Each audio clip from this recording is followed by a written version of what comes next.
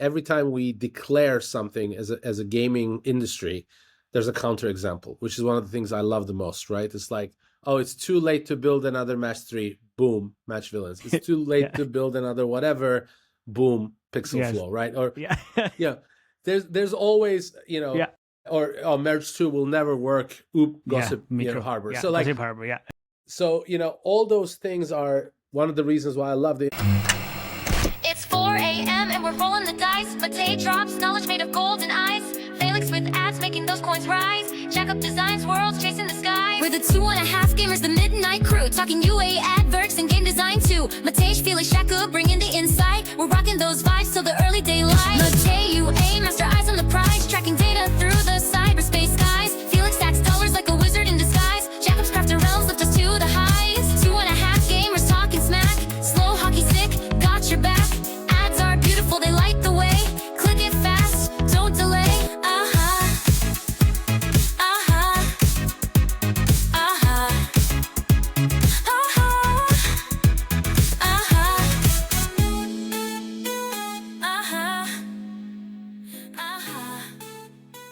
There we go. Hello, everybody. Welcome to 2.5 Gamers. And I would say this is super extra special episode today because we have a very extra special guest. But before we go there and introduce the guest, my name is Matej Lančarić. I'm Felix Broberg. And I'm Jakub Remer. And we are your hosts. So I'm going to try to introduce our guest. So because he's my dear friend, he's born and raised in Turkey, then left to US at the age of 15, graduated at Yale, multiple interesting activities, United Nations, HBS, and career-wise, InMobi, Skype, Facebook, King, co-founder of Tripledot, managing partner at Arcadia, Mr. 0 to 1, super nice guy, very inspiring person. Everything he touches turns into gold, advisor and investor to many companies, kingpin of mobile gaming, the real OG, and my dear friend, Akin. Thank you very much for coming. Welcome to the show. Wow. We should just end it. We should just end it here. It's just gonna all be downhill. Yeah. Thank you for the time, guys. I love you, man. It was great. Yeah. I love you so Amazing. much, man. It really Love means you a lot too. for you to be here. Did I miss anything, or others? No, I mean, first of all, thank you for all those things. I mean, I'm really, I do get embarrassed when people call me like those things, but yeah, thank you very much. I moved to the US when I was 16, by the way, not 15. But yeah, Okay. so Then- there you go. Okay, Maciej, then get off the call. Apologize. we can end now. Yeah, I have so many questions. I have no idea where to start, but I mean, where would you start? I mean, we can start with Facebook actually, because I think that's an interesting time, and you were there a long time ago. I mean, we're In not the getting glory any days, younger. pretty much, right? Very early days. I remember Facebook Canvas. I think you Yes. too as well, right? Oh my God. Yeah. That's great. So what was your kind of job at Facebook? And just briefly mention that before, because that's an important part before you just co-founded Tripledot as well. Yeah. Well, first of all, I'm a long-time listener, first-time caller, so it's great to be here, guys. And really, I do follow you religiously, and you guys actually give like very kind of insightful and thoughtful analysis of the market. And so thank you for inviting me. It's great to be here. I was at Facebook between 2012 and 2016. I lived in the US. So I was born in Turkey and lived until 1996. So I was born in 1996. I moved to the States, and then I lived in the States for 16 years. And then Facebook was my first job in the UK. So it was a new job, new country, new everything kind of situation. And the way I ended up in Facebook actually was I was involved in the early days as an advisor at Peak. So Sidar was a very good friend of mine. I got introduced to Sidar by this like remarkable entrepreneur friend of mine called Demet, who was the founder of Trendyol. Trendyol, by the way, was the most valuable private tech company in Europe up until recently, before all the AI companies started raising. She actually introduced me to Sidar, and then I really got kind of into mobile gaming thanks to Sidar. And mobile gaming for me, like, I'm not a gamer in the stereotypical sense. You know, my gaming persona is a 50-year-old woman from Wisconsin, probably. That's me as well. That's Matej. But they spend the most. That's what match 3 goes Exactly. after. Well, Right? I love casual games. That's it. Yes, exactly. But the reason I got involved, the reason I got attracted to the industry was that it was the only industry where people actually were very analytical, but also creative at the same time. So you could like, traverse both kind of halves of your brain within the same day. And that was like really, really attractive. And the people is what attracted me in the first place. And then I saw the scale we were talking about, like no other I don't think we appreciate this fully, but like there's very few industries, if any, that two guys in a garage can build a product and immediately put this product in front of billions of people in the world and then learn from those billions of people, iterate and like try to make it better and so on. So I was like instantly hooked on the business. And I remember thinking, I was like in the Bay Area living in California when Zynga was taken off and Farmville. And this is actually the first moment I've really understood the power of gaming was when I read that there was like more tractors being sold in a day on Farmville than there has been like up until that moment in the history of humanity. And now it's probably seems like a pretty like trivial stat for us, but like back then it like, blew my mind. So I got really attracted into the psychological element of like what makes people play, average playtime was like an hour and a half a day for Farmville in the early days. That's a lot of time for average people to be playing, right? So that means 50% of the people are playing more than, or maybe that's like a different description, but like, it's a lot of time. People are playing one game that, we could argue was just a pure consumption entertainment. So that's how I got into it. And then Sidar was a very unique experience. And like Peak Games was a company that was like very small when I was involved in it. But Sidar always had like very grandiose ambitions. And he said like, I want to be like Google. Why can't we be like Google, etc. Nice. So that was a breath of fresh air to hear a Turkish entrepreneur say something like that because, obviously the level of ambition, I've never seen that level of ambition from a Turkish founder before. Maybe because I wasn't around the right Turkish founders and, Demet was like that too. But at the time, right? I mean, that's quite unique. It's very unique. And Peak started out to be, the strategy was to be the biggest publisher in emerging markets on social games, not even mobile, not even anything else. And then it ended up becoming one of the most successful casual, mobile game companies out there. And I was involved from the early days, but like, I didn't want to move back to Turkey at the time. My wife is from Cyprus and, moving to Turkey to do that actually felt a little bit overkill. And then I ended up actually, because of that involvement I ended up getting a job at Facebook. And my job at Facebook was, I was looking after the gaming partners in Europe for Facebook for the Canvas business, actually. And this was in many ways the most underappreciated launch platform for gaming companies that I know of. Because if you think about it, like, this is how King was born, this is how Playtika was born, this is how many companies were born thanks to this canvas and social platform that Facebook had built. And in that role, I got to meet a lot of different gaming founders, gaming companies, got to see different playbooks of companies, see what works, what doesn't work. And also my second half, so I was at Facebook for about 5 years. And the second half of my time at Facebook, I was one of the people that launched Audience Network. So Audience Network, when I say I was one of 4 or 5 people that launched Audience Network, it sounds more grandiose than it is, because remember, Audience Network is, if you're a self-promoting type of person, you can say, oh, we built $1 billion business, right, in 18 months. But actually, that was built on the top of Facebook platform, Facebook demand. So like all we were doing was giving Facebook demand that we couldn't serve in our own inventory to other people. Right. So it was the easiest sales job. I literally would go into meetings and like tell people like, why do you hate money? And, that was like, that became such an easy sales job in a way. But actually, that was a very big success. I mean, Facebook Audience Network really scaled to $1 billion with a team of like 10, right? And insane. The SDK was very small. All we did, like, it was just very easy. What year it was is literally, this? Sorry? What year is this? 2014 is when we launched Audience Network. Yeah, okay.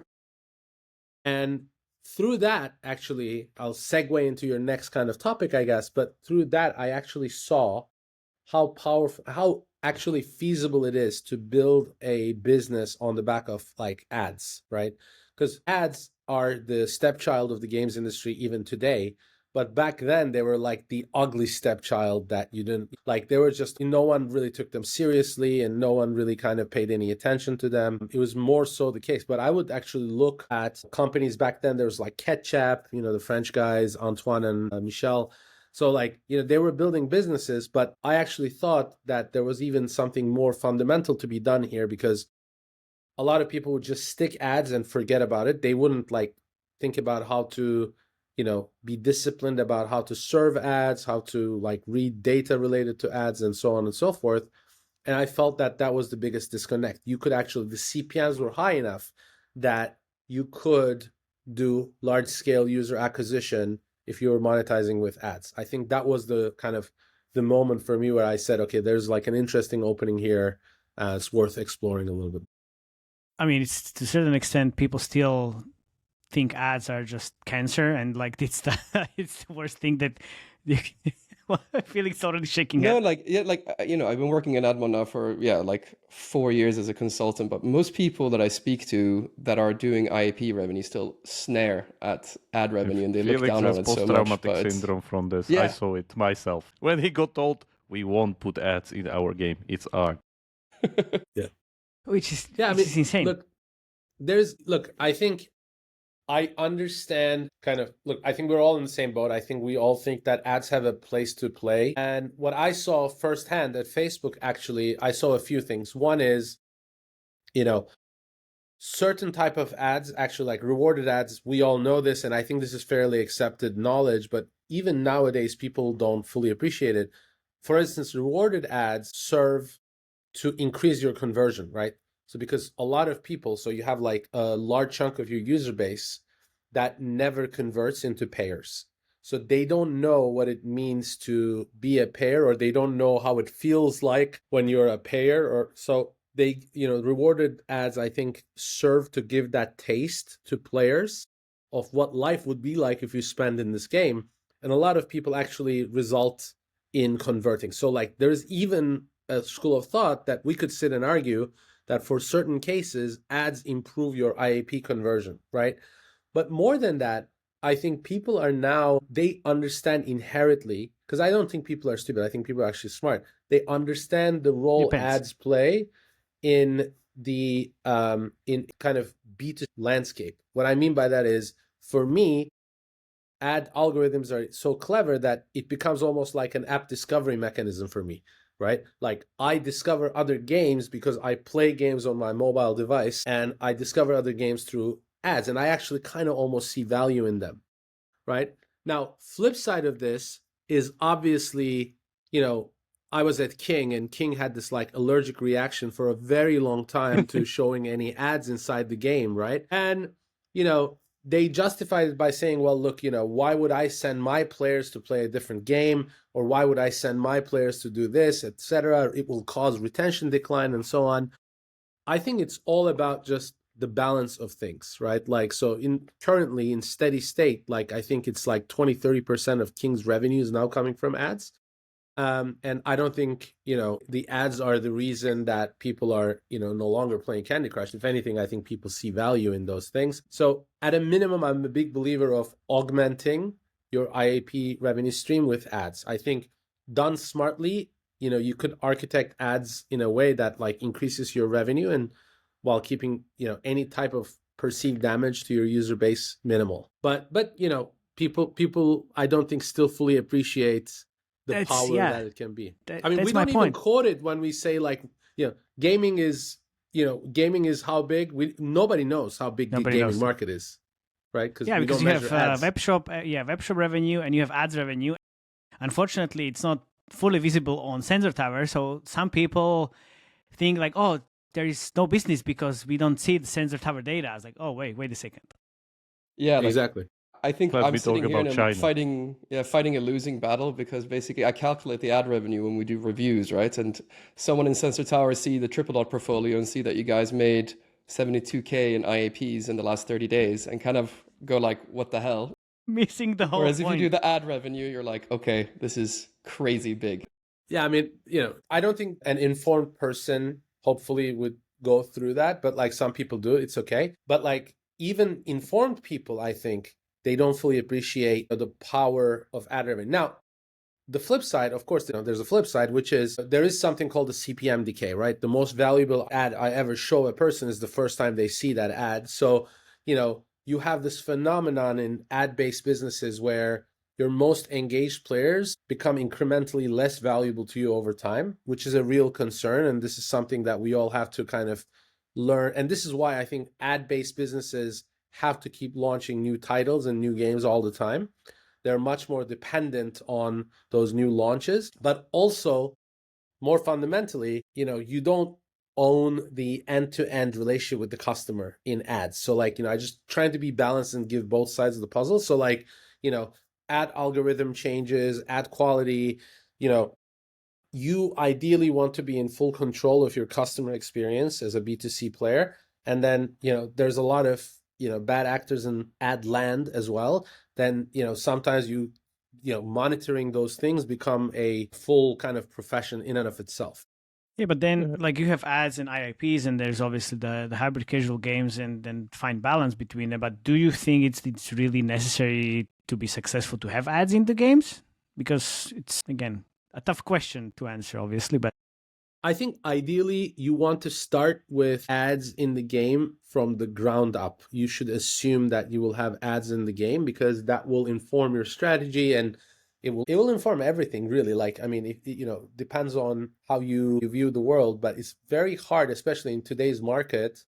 It's so competitive out there. I know what ads can do. You guys know what ads can do positively, right? Yes. So it's very hard to say, no, I don't want that extra, whatever percentage of revenue in my game. Now, ad-only games, I think, are another discussion. I still think there's room even for those games in the market today, because I think that, we've seen this even every time we declare something as a gaming industry, there's a counterexample, which is one of the things I love the most, right? It's oh, it's too late to build another match 3, boom, match villains. It's too late to build another whatever, boom, Pixelflow, right? Or there's always, that, or Merge 2 will never work. Gossip Harbor. Yeah, so Gossip Harbor, So, all those things are one of the reasons why I love the industry. So at the fundamental level, there's absolutely nothing wrong with, in-app ads businesses. Obviously, the market has changed a lot, and, I think it's harder if you don't have this kind of dual-pronged strategy between ads and IAP. So you touched Match Villains, Pixelflow, and Microfun. Okay, so which of these three we want to go first? Because Let's start with Pixelflow. Okay, the hot topic. It's the hot goss. It's super hot topic, because is there a way, obviously there a way to produce a hit in mobile gaming, and how is it even possible for Pixelflow to be where they are? We know Kubra and Emre, and we know they're absolutely amazing team. I read your emotional post about them, and it's amazing. If you can share a little bit more, because people even asking me how is it possible, which is great success story. Yes.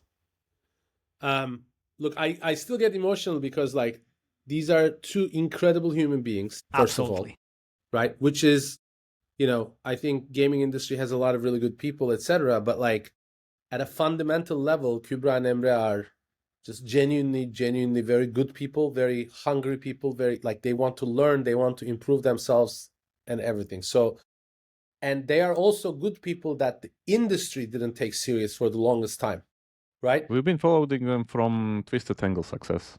Yes. Already back then we saw the potential.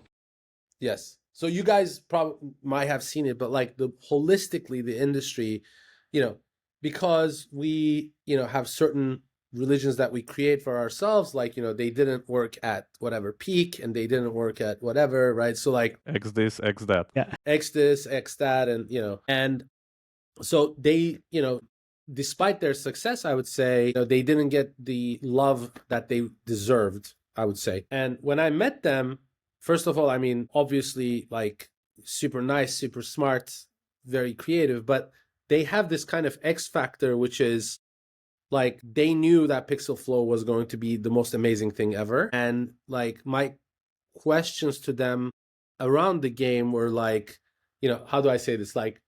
they had a very strong opinion about where this game could go, and they were not shy to say this. And back then, I was like, wow, this is, they have real confidence, and which is kind of what I really loved about them, that they believe in it in so wholeheartedly, right? So like they literally sold everything that they had, because after Twisted Tangle, they had some money coming in, but like, they tried to raise the round. They, people didn't pay enough attention, but they were like, okay, we don't need people. We're just going to, build this game. And they literally, this is like the good old fashioned put your money where your mouth is kind of story, right? And then more than that, I think it was a unique take on a newly emerging category. Like I would say it's a unique mechanic, actually. People will say, oh, there's this game, whatever. It doesn't matter. I know how painstakingly they worked on to create Pixelflow as it is today. That I loved, actually. So like it wasn't necessarily like, it was still iterative, but it was actually more innovative than iterative, which we can talk about later as well. Yeah. And like, they were doing UA themselves. They were doing everything themselves. There was a team of like 7-8 people when I met them. And then I saw the numbers, and I've never seen numbers like that in my life. Right? Yeah. So then it's like, it's not all just motherhood and apple pie. It's like, when they told me the numbers, I was like, okay, like, what do I know? I mean, yeah, it doesn't matter what I think about the game, is the numbers are the numbers. So, and then, we got to work together in a very short amount of time. The game just, blew through the roof. Absolutely exploded. Absolutely exploded. And, we had everybody and their mom reaching out to us about like how we can partner. And, and I got to say, like, Scopely they have been absolutely phenomenal, like absolutely true to their word all across, just absolutely brilliant. So when now we met the team, here we are. Yeah, here we are, exactly. When we met Kubra and Emre in October, we were talking about Pixelflow and we were just joking, and then we were talking about the numbers, and I was like, well, I guess these are the numbers, and they were like, oh my God, you're right. I was like, oh. And I think that's the proudest moment of my last year for sure, because we saw that game. I was like, "Oh my God, this is gonna be such a great success," because it was such a unique. Yeah, I'm kidding. Yeah, too late. Yeah. But it's such a unique game, and as you mentioned, like they just put everything into it. Okay, everybody said no. Okay, let's go. I can add here that because this was not the first time actually when I was in this situation where I was literally asking Kubra if she can come on the podcast, because we already wanted to do that with Twisted Angle, but again, couldn't be done unfortunately because of reasons and stuff. And back then already we knew, because again, it's not really that easy or let's say that common when you can get this very, very deep designer to designer talk, which you can get with Kubra because she is a designer, she is a product person, and she knows her shit very well. And back then already we saw that. And even if you look at it from the time perspective, how Twisted Angle is structured, like how deterministic puzzlers are structured, why Pixelflow is a deterministic puzzler, you can see her expertise pretty much growing exponentially. It's like a similar case would be, for instance, like Helldivers. Helldivers isn't coming out of nothing. They were pretty much making the same game for 7 to 8 years with Helldivers 1, with Magica, with Gauntlet, perfecting the expertise. And this pretty much the same case with Kubra. She knows perfectly how to do deterministic puzzlers. So immediately when we saw Pixelflow, we know oh, this is going to be big. Like, what can I say here? Because when she told me the mechanic, and when she told me how she even come up with the mechanic, you could see that she knows what she's talking about, which you don't get with 90% of people in the industry, unfortunately, because you don't get that deep into the expertise. And that's why we have 4 big match 3 or puzzle companies on the market, because nobody gets that deep, that easy, and takes years to get here. Yeah, I think, look, it's a very interesting point because, and I know we'll talk about the fun and everything as well, but my general belief right now is we're not even scratching the surface of all the possible entertainment experiences we can deliver to users on the mobile devices. Right. This industry being between these two, points of creativity and analytics, I think sometimes we oscillate between them. And we're now oscillated. I think in the past, we've oscillated a little bit too much towards the analytics, actually. We've oscillated too much towards data and less towards feeling. And what do I mean? People have been just coming and saying, I'm going to do some game like this, but I'm going to iterate around here, or I'm going to do this, but better live ops, or this with better whatever, or this with a different meta. And that's why I ultimately feel that you have, and by the way, I don't blame them. This was in many ways how Tripledot was formed as well, right? But I think times have changed and we need to learn how to change with the times as well. So right now, I feel like we need to oscillate a little bit more towards, feeling about things versus data. Okay, because like right now, because of where the ad networks algorithms are, the bar for the initial quality of the game is so much higher. Like gone are the old days where you could just put something in the market, you could just gather data, A/B test your way into whatever, and just like try to make it, make a very good game into a great game. I think those days are gone. So I think we need to like come back a little bit more towards, we need to be, I think with Kubra's greatness, actually, in many ways, that she has this insane nose, insane feeling and intuition about a new mechanic and like how would that look like and so on. And honestly, this is, obviously it's because of her, but also I think the time that they've spent with, under the Rolik umbrella also played a factor in here as well, right? That's so in many ways, the ability of companies like Rolik to trial, endless different new mechanics, etc., I think is very important. But Kubra really took it to the last miles. Like she found the mechanic and she knew that this game would be an insanely successful game. So I think we're going to see more of that. I expect to see more teams that have this ability to discover new mechanics, discover unique gameplays. Tail Monster is a perfect example. They came out with this really unique game mechanic. And again, the numbers there are also pretty insane, right? So like, I think that is what I'm really excited about, because one of my favorite companies actually in the world is Wildlife. Oh, nice. Yeah. And, okay. And the Brazilian guys. Brazilian guys. And why is it? Because they have under their umbrella tried so many different genres of games that all look great and that are actually been very successful. Now, how that company performed in the last couple of years, I actually haven't been following it, but who else in the world makes a tank game, a tennis game, a Zuba, like it's pretty crazy if you think about it, right? So they have coloring stuff as well. Yeah, it's exactly. So all those experiences I think are very unique experiences and I really applaud them for that. And I think that's kind of where we're headed, is towards those more unique experiences. But then, I mean, you always talk about like graduating from like different universities, like Peak, Decay, and I guess now we're going to see also Dream University and King, right? And then is it really, I mean, is that the stepping stone for creating like a great business out then from the ground up, like match-free, casual, puzzle, whatever? Because that's what Kubra did with Rolik. Yeah, I think Kubra's case is a little bit different, because I think a lot of the success is actually with Kubra and Emre, really. I mean, and I do think there is a tremendous amount of value in companies like Peak and Dream, and also don't forget like Playrix and Playtika and Plarium and Supercell and others, Tripledot as well. Like those companies, they are like universities. Like I've been saying for many years, those are universities, because if you think about mobile gaming, it's a 15-year-old business. Maybe it's going on to 20. It's new business in the grand scheme of things. For it, like zero. Exactly, right?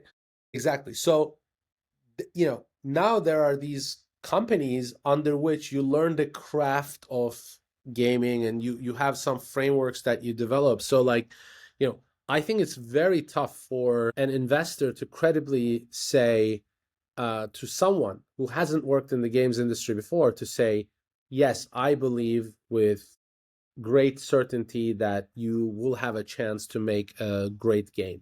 I think it's just very hard to get bought into that thesis. Now, I think what the investment community has been doing as a whole, which to a certain extent I have been as well, to self-criticize a little bit, is we over-index on past experiences as a predictor of future success. And frankly, we don't have much else to go on, right? Because ideas don't really matter. Ex-Blizzard teams. Yeah, exactly. Now, here's a very interesting thing, though. I think what happens in the future with AI, because there's this whole debate about like what will AI do in the world of gaming, and I've heard the apocalypse scenarios all the way to like utopia and anything in between. I think one of the things that it will create is actually gaming companies have always been execution first, and like, ideation is a much more kind of lesser priority, right? Because ideas, everybody can have ideas, but it's about how you execute. I think maybe that balance is going to shift now. Maybe I think execution is going to take a backseat to ideation and judgment, I would say.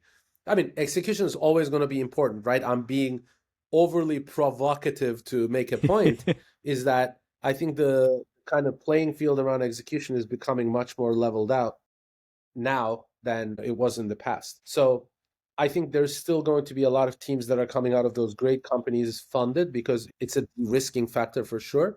But now I think that people are going to say, okay, well, clearly, like Kubra and Emre, they didn't graduate from a peak, right? So, and clearly they've shown the world what they're capable of. So, yeah.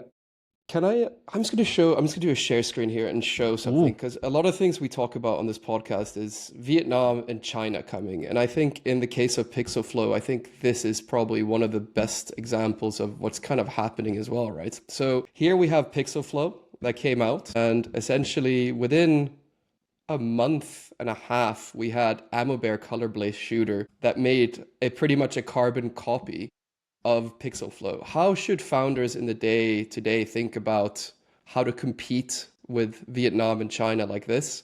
And how should they think about it when they actually have their game copied? Yeah. It's an amazing question.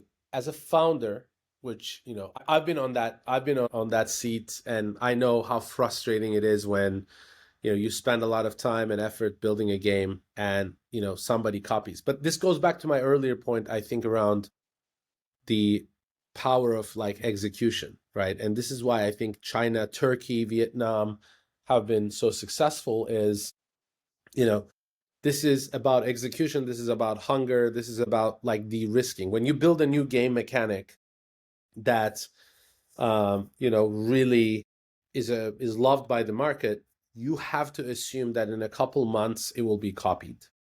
You just have to assume. And we could sit here and cry about how unfair that is or whatever, but that's just the reality. I mean, that's just real world. It's going to happen in any endeavor that you do. Exactly. Yeah. All right. You can open up a burger stand, and if it does well, then there's going to be copies all around. Like, it's just, and I think you just need to kind of flex both of those muscles. You have to flex the muscle of ideation, coming up with game mechanics, etc. But when you have this hit, you have to be ready to scale aggressively. I think one of the things that is misunderstood about China fundamentally is people think they're so good because they copy stuff fast. And I don't think that's true at all. I think they are so good because when they know they have something, they scale very aggressively. I think Chinese companies operate on a much longer horizon paybacks than Western companies do, because they're just much more brave about their payback windows than Western companies are. So, ideation is one thing, but once you have that thing, you have to just kind of double down and just like scale, because you have to assume that that's going to happen. You have to assume that you will be copied. And it's not a unique thing related to mobile gaming alone. Mobile gaming will feel it much more, because I think the barriers to entry are low, but the barriers to excellence are very high. So, people just kind of get often trapped in that two ends. And that's what I would say, And then, you can see like Kubra and Emre, they've continued to do great, and, they're continuing to do great right now. So in essence, what you're saying is when you know you have something, you need to scale really quickly. And that's your only real defense you have, right? Yes, absolutely. Look, I think what I tell the companies that I work with is a few things. I mean, you have to always, of course, do the very minimum things, right? These are things that are, try to trademark or copyright or whatever, like, try to get the basic protections of your IP, because you're ultimately creating IP. I'm not advocating like those are trivial, don't do those. Like, obviously do those as well. But I would say don't rely on those things, or don't rely on Apple and Google gods to protect your game, because they will not. They will not. They will not, right? The bar is much higher to successfully scale in mobile gaming today. The bar, especially from the get-go. Like, I think in the old days, a lot of people used to do, put a half-baked game out there, start user acquisition campaigns, measure the data, iterate, and maybe like 18 months later, you have a game that's ready to scale. I don't think they can do that anymore. I think you have to be ready to, rely less on data and rely more on your intuition or experience, etc. And when you are ready, when you have that belief, you have to really kind of go big. You have to go big. And this is also supported by the capital markets, right? We have a lot of options like, UA financing. We have a lot of innovative kind of financing solutions for those companies that have found product market fit and that are ready to scale. But, they don't want to wait another 6 to 9 months to like raise whatever Series A or something like that. Yeah, but I can come on. Like if a company from your portfolio comes to you and say, "Oh, I have a great feeling, let's scale this," then you also look at the data. Also look at the data. Okay. Yeah, no, of course. I'm saying like, first of all, for me, like I have to look at it, but like I'm saying even before the data is there, like when you're building a game, when you're building a new, mechanic or a mesh up or whatever it is, right?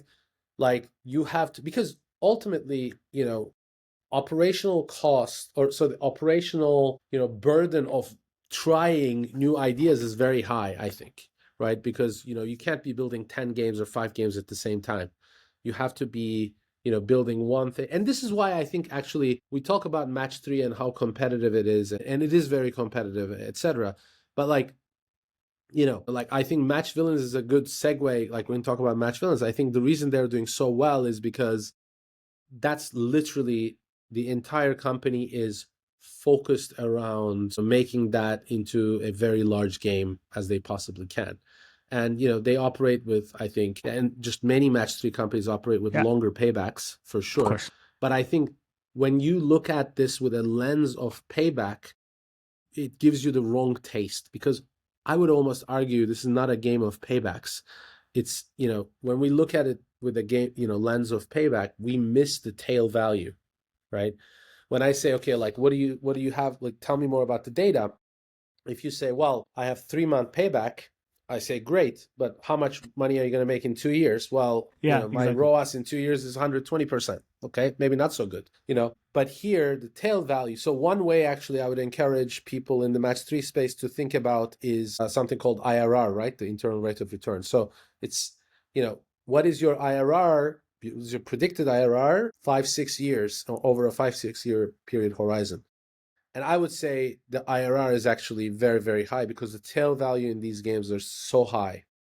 But obviously, everything is high, right? Like the quality bar is high. The CPIs are atrocious. It's just, So anyway, I think it's, I think it's a different strategy, right? So, but I do think there's room for that as well in the market today. Yeah. So, I mean, we see the top 2 categories, which is Forex and Match3. And I know when we were talking about Match Villains on our podcast, I was also quite skeptical about their growth. And you told me like, no, they're going to make it. They're going to grow. And we see that they're growing quite nicely. Is it too late to enter a market with a Match3 game?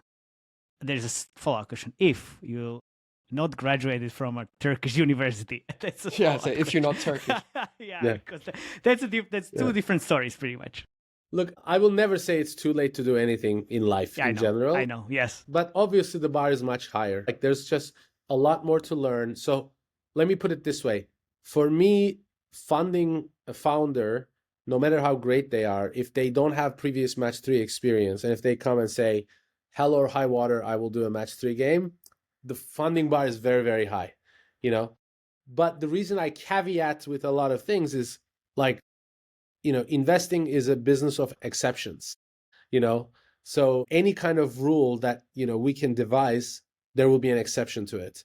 So I can't say that I wouldn't invest or, I would invest. It's just the bar is just very, very high. And it's probably, to be honest, I haven't seen anybody. First of all, I haven't seen anybody saying I'll build another match 3 right now. I think people know it's just very, very competitive. And the other thing is, I think, if somebody came and said like, I'll build another match 3, I think my question will, well, how are you going to differentiate and what are you going to, do different? And if they just say, no, I'm not going to do anything different, I'm just going to do better execution, I think it's pretty tough, to be honest. That's tough. Yeah, that's very tough.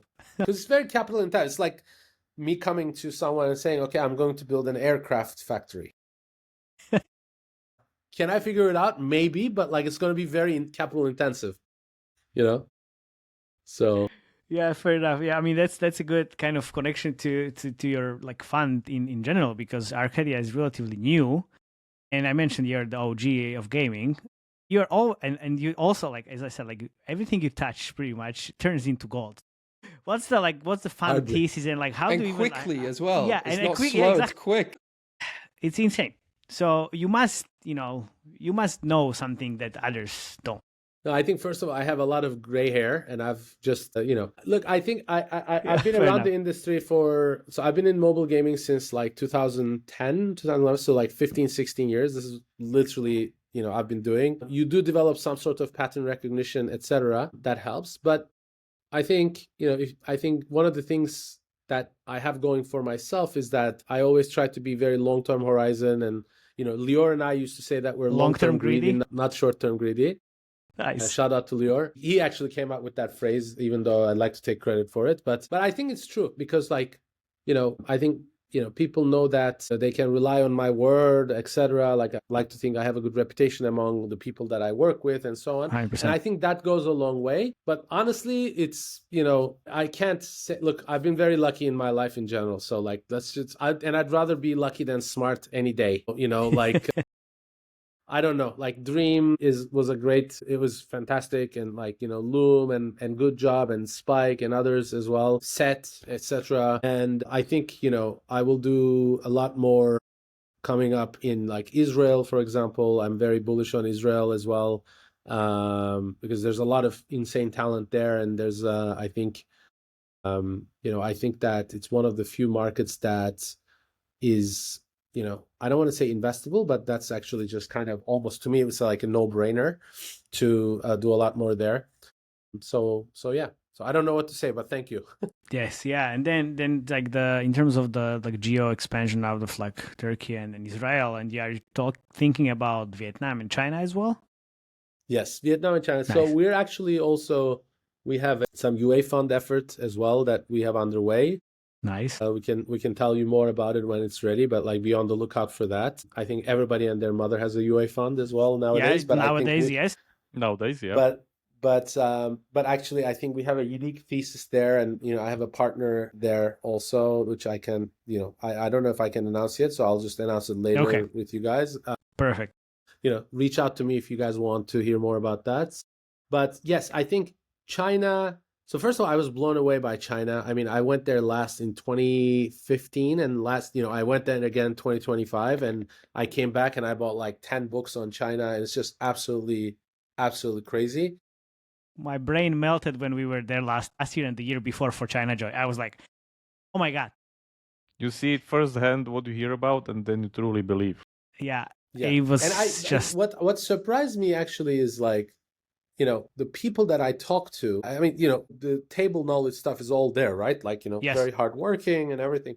But actually kind of, quality of life that people I talk to is just really high. What do I mean? For instance, I live in London, and, it took me about like, genuinely, zero exaggeration, about 4 months to order new blinds to my house, because that's just, that's London. That's reality. London, yeah, okay. Literally 4 months to order new blinds. And I was talking to Du, who's the founder of Hungry Studio, right? Block Blast, shout out to him. And he told me about this like phone number, which is 12345, which is a non-emergency hotline in China that anybody can call. And they have a KPI of 15 seconds. They have to answer this phone in 15 seconds. So it's not like 911 or 999 or whatever, but it's like a non-emergency version of this. So you can call this number. You can say, oh, there's a pipe on the road that burst, or there's like a crack on my building or whatever. They have to answer in 15 seconds.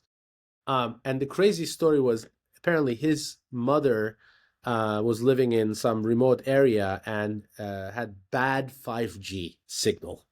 Okay, and apparently they had this priority where everybody in China has to have really high speed 5G. So he called this 12345 number, and look, I don't know how exaggerated this is, but like he's a phenomenal friend of mine. So I don't, and they built a new base station in his mother's area in 2 weeks, right?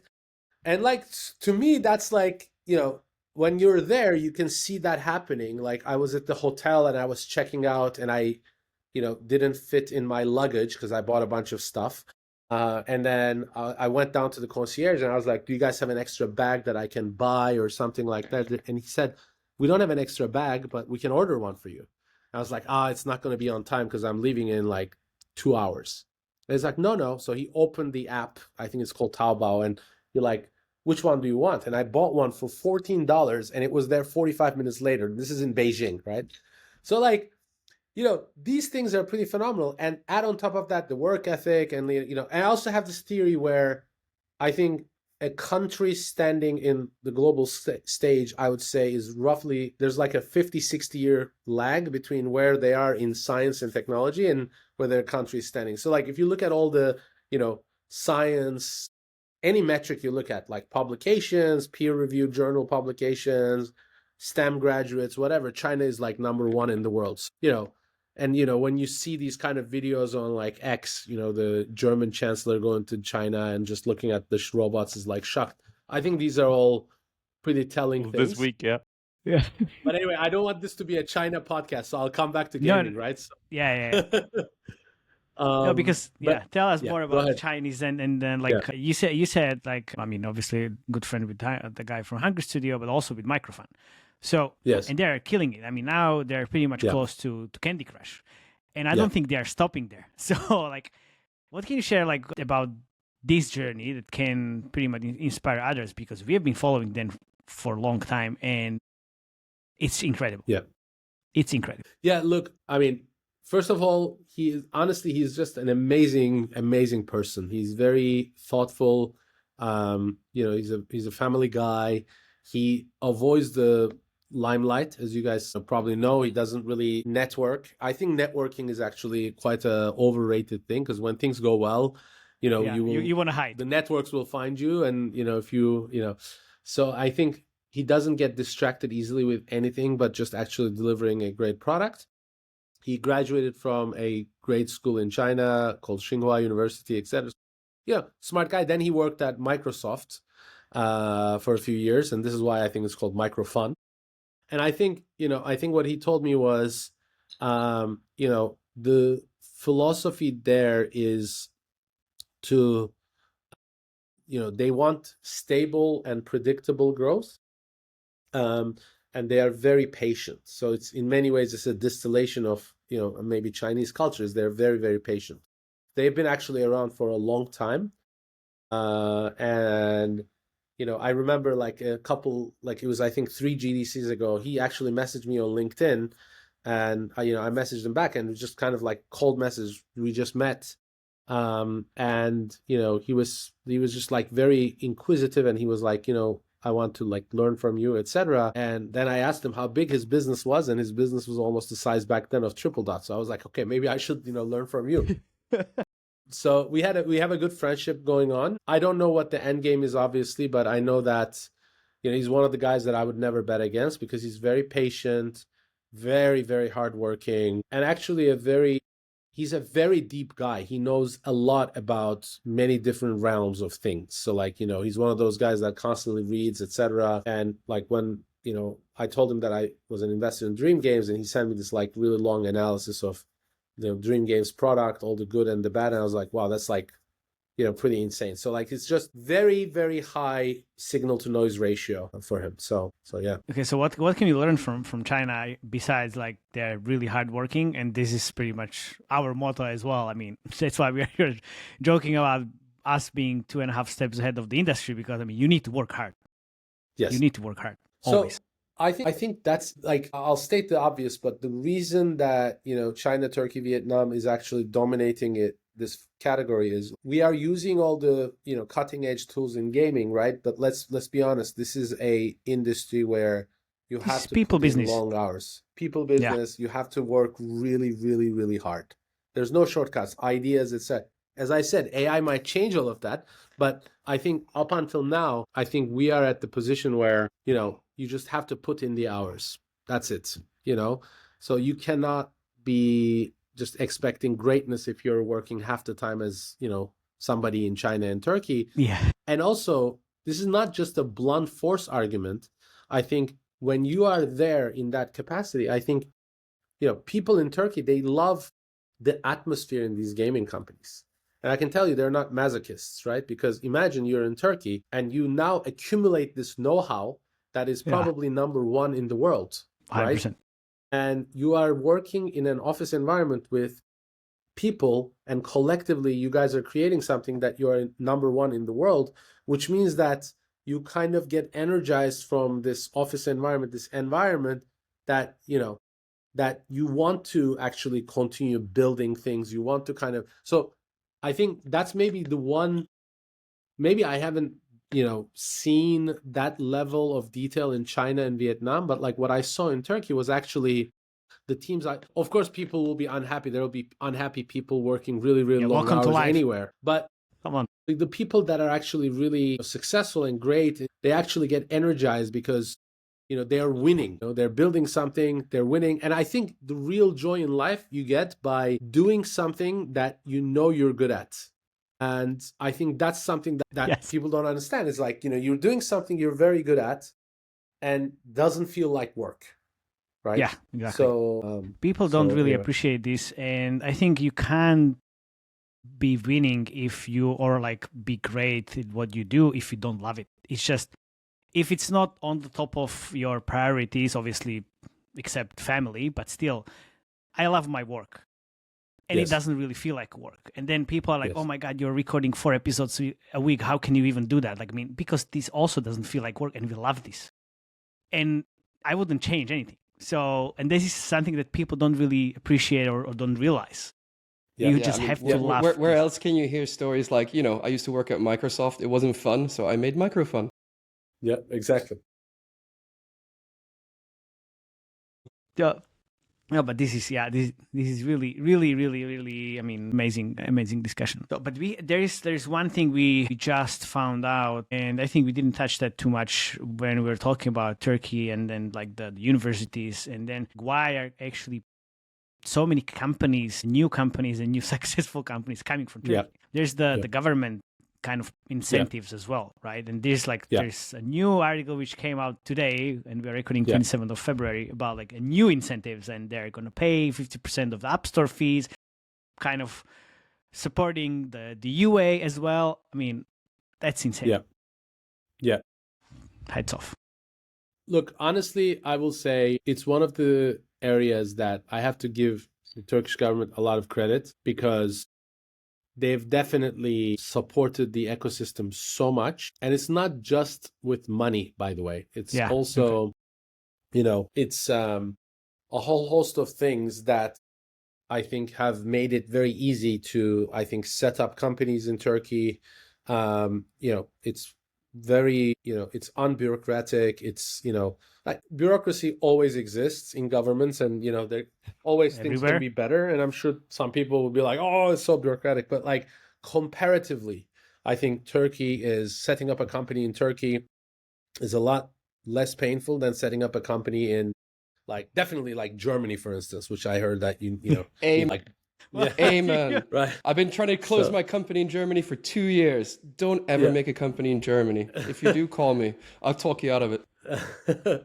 And I, to be honest, the UK government is also pretty friendly in like setting up companies, etc. But like, there's all these crazy incentive structures in Turkey that I think is really hard to replicate. So like, if you hold your shares for more than 2 years in Turkey, there's no capital gains tax. So when you hear about all these like exits and stuff, a lot of times there's no taxation on those. And I think there's these like university hubs, which we call Technokent, which means like techno city. And if the company belongs to that, then, you don't pay taxes on your employees. So there's actually the gross salary equals net salary. There's a whole host of other benefits. Add on top of that, this like UA credit stuff that actually now there's like a new one as well that, and shout out to Amar who pinged me about this and told me about it actually. So I think it's honestly, we could sit about and criticize XYZ about the government. It's like, you have to give credit where credit is due. They have done a phenomenal job of, encouraging entrepreneurship in this area. Now, one kind of, I will say one thing as, someone who hasn't lived in Turkey for 30 years, but who obviously wants the country to do well and so on, is I would love to see these incentives to go for other fields as well, right? So like we're let's first of all, we are very thankful this exists in gaming, right? But like if you look at Turkey today, one of the reasons that we're so actually competitive in gaming is because we're a very Darwinian society. We see our friends who look like us get a lot of success, and then we kind of like say, okay, I can do that too. But the most kind of talented folks in the country are going into gaming companies today. And I think that's great for the gaming sector in Turkey, but not so great as the country in total. Like, why are they not going into AI companies, right? Why are they not creating, why are they not trying to create the next biggest AI company in the world? I think, people have, we have the talent for it and so on. So I would encourage, if anyone from the Turkish government is listening, like I would encourage them to actually think about creating even more aggressive structures like this for AI, and defense tech is an area that Turkey has been doing very well in. So, that's great. But I think there's still more we can do. But yes, if you're a, regulatory body in a country that wants to kickstart your program, I would just, basically copy what Turkey is doing. And, it's a great incentive. It's program. Great program. So I have maybe one last question, which is a little bit more personal, because looking at your, obviously LinkedIn, which I was scrolling pretty much for 10 minutes, and it wasn't really the end of things, which is, again, phenomenal. It's what's driving you now, and what's the motivation? What's the end game for you? Because that's important. There's no end game, man. There's no end game. There's no end game. So the way I think about my career, I'd encourage everyone to maybe think about it this way. So I'm 45 years old. I've been working full time since I'm, 24, right? So I always had jobs. I always kind of had work ever since I was 14, 15 years old, but really full time since I'm 24. That means I've been working 21 years. If I'm healthy, I'll work till I die, but let's say average life expectancy is, let's say 75. Yeah. So that means I have another 30 years of work ahead. And that means that I'm not even halfway in my career, right? So that's really genuinely how I feel.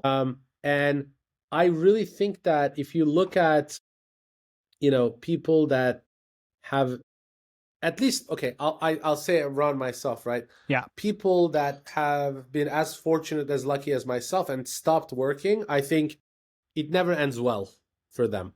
So, it's just something that I feel personally very passionate about, that the moment I say, I'm going to take some time off, you become rusty, bored, whatever, I don't think I can do that. I don't think I should do that for my mental health. Really. Yeah, no, I know exactly what you mean. Yeah. And coming to that character, and also the other thing is I feel if you are enjoying what you're doing, why stop? Genuinely. And it sounds really too much like work hustle porn, so I apologize, but it's if you're I don't know, if you like doing what you do every day, and if you're good at it, that's the joy anyway. So the joy isn't the end result that you get as a, result of doing this thing, it's the journey. Or, colloquialism, right? But the journey is the goal itself. So I'm lucky enough, I enjoy doing what I'm doing. So I don't see a reason to stop. And nice. I don't think I will stop. I think I might do something else 5-10 years from now, and I don't know what that would be, but I don't think I'll stop. Nice. Okay. Yeah. Because I've been also told too many times, what else would you want to do because you did this, and that. I was like, well, as soon as I stop, then I'm dead pretty much. I can't think about just having a break, because this doesn't feel like I need a break, first of all, and then second of all, of course, if I enjoy myself, and then everybody that enjoys themselves, they should just continue. The other thing I will say is, for me personally, there comes a certain time in life that you can no longer do certain things. I think in tech there is ageism for sure. If you start to play chess today, I think the odds of you becoming a grandmaster are very low, right, at this age, because you just So I think there are certain professions that you really are not going to. So the point here is that right now is more your most productive years, and you should really maximize those years, especially if you're lucky enough to find something that you like doing. And the industry we're in, I mean, we're so lucky. A lot of my friends that I went to high school with in the US, became farmers, and some of them like it, but some of them, they really hate it, but that's the only thing they can do. So like sometimes it's good to ground yourself in, like, I think you should never compare yourself to others ever, and just compare yourself to, are you happy doing what you're doing? If not, then change something, but doesn't mean if you are 100%. obviously don't stop. Exactly, yeah, 100%. If you don't like what you're doing, and if you are 30, 40, 50, whatever, like, you can still change your job and then be successful, or not successful, happy. Not miserable. Yeah, not miserable, exactly. Exactly. Yeah. Just need to change. That's it. That's pretty much it. Man, exactly. This was you're great. So charismatic. I mean, I love this. I'm so glad you came to our podcast. Thank you. Yeah, if you want to share anything with the audience that you think it can be helpful, please do so. We are so glad to have you here. No, man, it's my pleasure. It's my pleasure. Can't wait to listen to it on YouTube and read people's comments underneath. That's always always fun. Favorite section. Don't worry, that's my favorite section. Mate will get all the flack. He gets all the hate. So yeah. You're fine, yeah. There was some like really funny comments after the Loom acquisition, I gotta say. Like in Turkish, I was like, wow, it was like pretty full on. So yeah, but it is what it is. I mean, listen, exactly. You can't change. What does it say? Like, you can't make omelets without breaking eggs or something, right? So, yeah, exactly. Yeah, very true. Very true. All right, man. Thank you very much for coming. Dear listeners, thank you very much. Comment under the video, subscribe, join the Slack channel. If you have any questions, please share those. We'll see you next time. Thank you very much. Thank you. Bye-bye. Ciao.